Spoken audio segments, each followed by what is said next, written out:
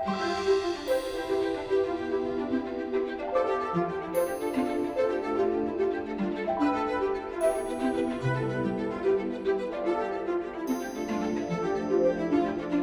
of the many reasons I love Williamsburg is that when the final month of the year approaches, holiday traditions slowly take hold.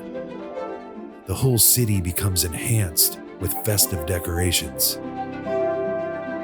The windows and doorways of colonial homes become clad with wreaths and garlands and are welcoming with sprigs of green, fruits, and holly. The streets are busy with townfolk and travelers warmly bundled as they frolic in the city. Merry musicians begin playing gleeful tunes on fiddle, flute, and drum, and carolers serenade listeners with melodic renditions of timeless songs from Christmas past. The town Christmas tree emits its first magical glow for all to see. Crescent flames crackle and pop, while fireworks illuminate the evening skies in grand tradition. Being here during the holidays, it's as if history pulsates with renewed life, inviting one to step into a scene from a magical tale told long, long ago.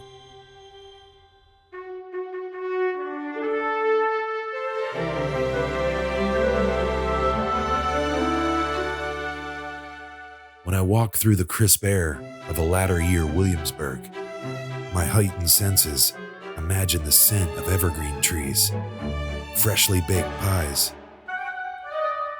and the comforting aroma of cinnamon permeating the air. Always being fascinated by the lesser-seen details, the hidden gems found within the city. Scouring to find them is extra special, especially during this time of year. One such place, tucked away behind the Raleigh, reached by entering through the tavern's white picket fence and traveling down a brick walkway, which leads Williamsburg wanderers to the doorway of a dainty wooden-framed oven house. A sequestered little nook where one can find homemade muffins, brick oven cakes, scrumptious cookies, and other bakery delights that derived from age-old recipes from the distant past. And it was during this time of year, not so many moons ago, that Sarah and I veered onto this pathway with hopes of sharing a confectionery holiday classic, along with one of our favorite brown bottled beverages that's ever so vintage in taste.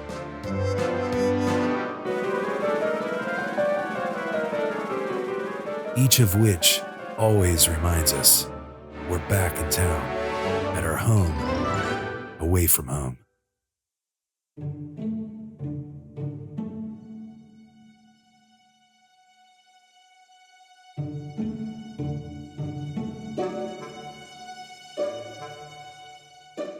Upon entry, the smell of sweet spices and sugar-filled treats lingered inside the bakery, as I quickly forged a bond with some old-fashioned antique confections that were pre-wrapped and stacked on the store's shelves, ready for easy purchase. It's a pretty decent size. The small shop is also a refuge for hot, freshly brewed coffee, or a delicious hot cup of cider or tea.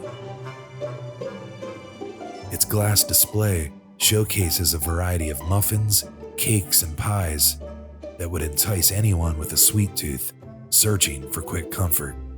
I see some Queen's cake, sweet potato muffins, chocolate chip muffins. What is that, pecan pie? Yes, sir. Nice. They even sell hot cups of soup here, probably best enjoyed on a cold autumn or winter day. Garnished with a homemade bread loaf baked here daily. or one of the Raleigh's ever-famous ginger cakes, and you have all the hallmarks of a perfect Williamsburg midday meal. I just think those ginger cakes out worth a basket. You did? Which ones?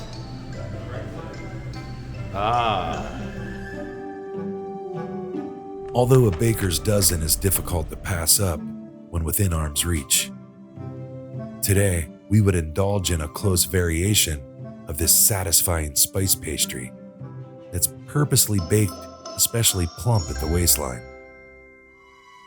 That being a traditional, holiday-inspired gingerbread man, or what the Raleigh Bakery calls Fat Man Gingerbread. We would also continue one of our own traditions that we keep on any visit to the old city by sipping and sharing the robust and enduring flavor of a Chowning's root beer.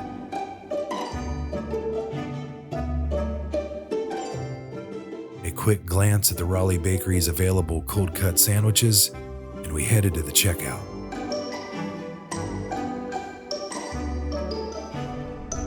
The merchant kindly popped the top on our favorite root beer. We settled up, then took a closer look at the bake shop's workspace where all of the brick oven ginger cakes are baked, that obviously are so tasty they can't be made quick enough to keep a basket full.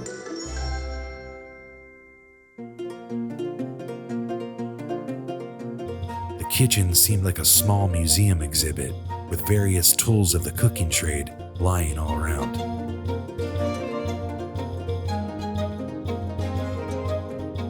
At the forefront, an authentic wood fire oven, encased in weathered, soot-covered brick, spanned an entire wall. Neat little arched vaults underneath stored planks of chopped firewood, while a strategic stack of kindling, already set in place, patiently awaited ignition inside the oven's chamber. The room had a small corner workshop where woven baskets, a bellow, and other accessories hung from its nearby walls. An antique wheelbarrow could be seen sitting below a worn wooden table.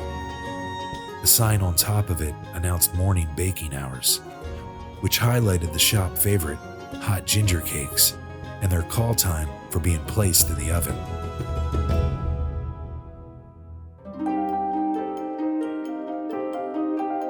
In a bygone era, hungry travelers and local patrons frequented the Raleigh Tavern, where nourishing meals were prepared within the confines of the historical kitchen and bakery that was reconstructed on the back lot here.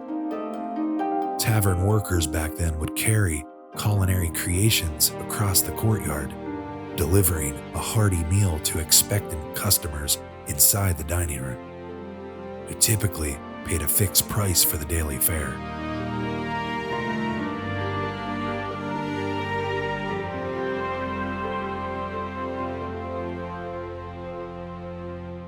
Centuries later, the Raleigh Bakery sells an assortment of baked goods, all inspired by recipes culled from rare 18th century cookbooks found within the archives of Colonial Williamsburg. Sarah spotted the actual Raleigh Tavern Bakery recipe book that's kept in the kitchen area.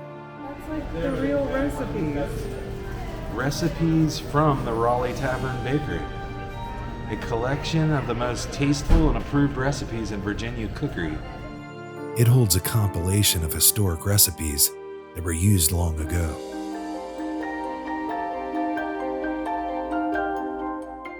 I imagine the store's oven masters and pastry chefs know it by heart, and often refer to it when sharing secret baking tips with inquisitive guests. And I'd be willing to bet our gingerbread man's recipe can be found within its pages. While Sarah headed outside to find us a seat where we could enjoy our root beer and cookie, I took a quick, closer look at the kitchen area's curved staircase. It had an English-style feel to it and appeared to be made out of a walnut or dark oak. Looking like something found inside one of the magical shops of a fictional wizarding world. As I stood there, I wondered where its steps led to.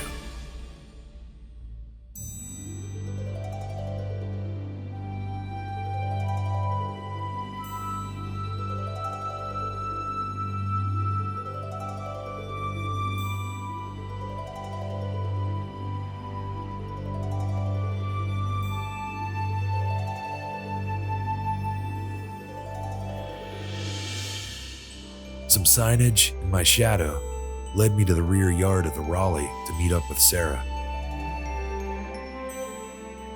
My thoughts, toying with me along the way, wondered if she might have reached the end of her waiting rope and sampled our sugary sidekick without me.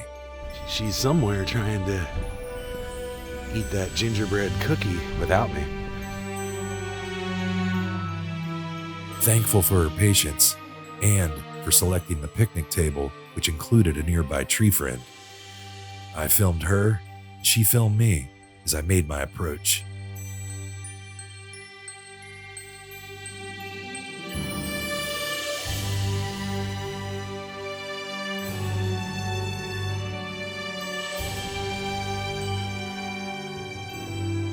We shared a few sips together, admired the spicy satisfaction of our baked joy in the form of a gingerbread man, sat under a December sky, savoring not just the flavors of the season, but a moment of time-honored tradition in the heart of Colonial Williamsburg.